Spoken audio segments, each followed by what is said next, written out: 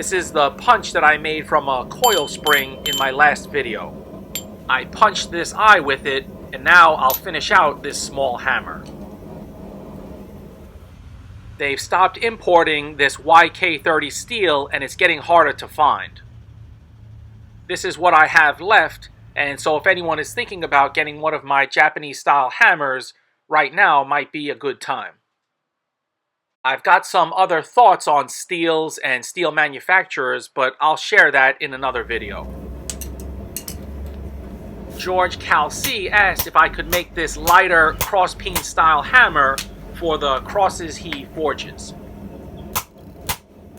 It could be called a tinner's hammer, which is traditionally used for sheet metal work.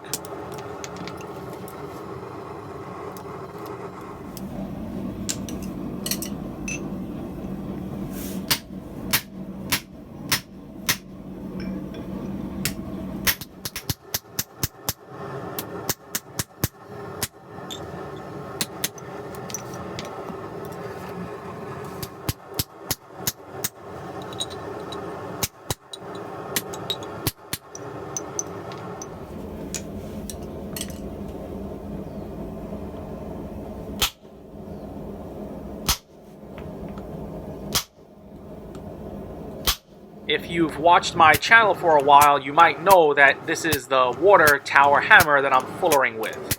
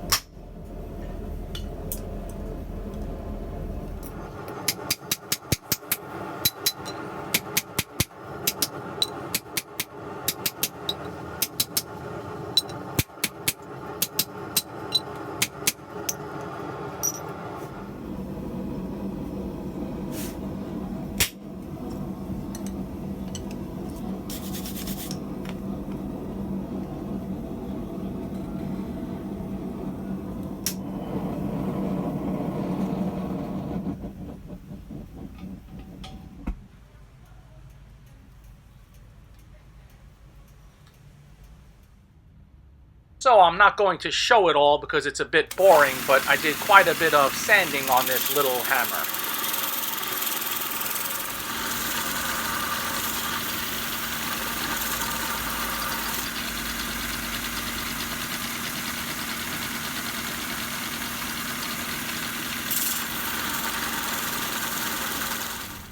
And I quenched this YK30 steel at critical temperature in oil.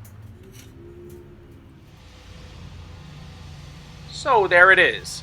I did more polishing than normal, but it still does have that hand-forged aspect to it. If you look real closely, you can see my bald-headed reflection. This small hammer is bonehead approved, and I hope George likes it and gets good use out of it. Big thanks to all my supporters, subscribers, and just watchers in general. We've got more fooling around to do.